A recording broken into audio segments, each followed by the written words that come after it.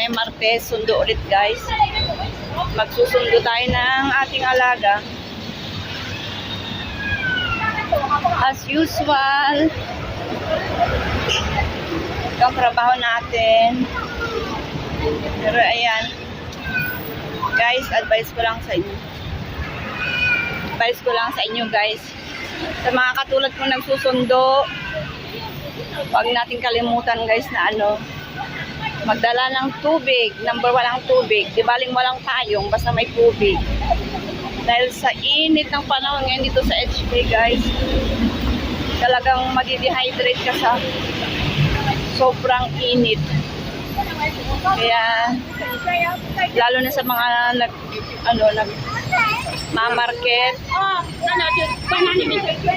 mamarket araw-araw, kailangan natin guys magdala ng tubig kasi maraming nahihimatay ngayon dahil sa sobrang init guys.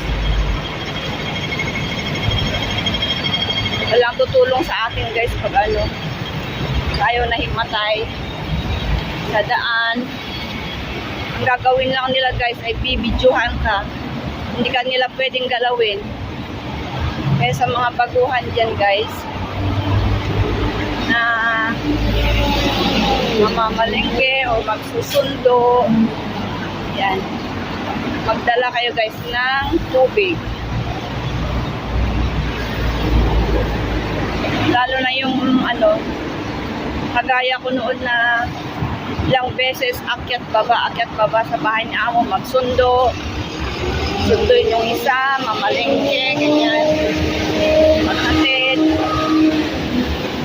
Kailangan natin guys ng kasi ngayon summer na dito sa Hong Kong guys. July pinakainit, August, yan, June, July, August, summer dito sa HK. Kaya ingat-ingat guys sa mga kasamahan natin dyan na nagsusundo. Ayan, nag-stop tayo dito kasi ay nabutan ako ng stoplight. Ayan, ganito na lang tayo mag-vlog guys dahil hindi ako pwedeng mag-vlog sa bahay ni amo. So paglabas ko na lang magsundo o mag-day off guys, ganito na lang mag-walking while vlogging tayo guys. Kwentuhan lang ba? Diba? Eh, naantay ko muna yung stoplight mag-green. So yan lang guys. Thank you for watching. Bye-bye.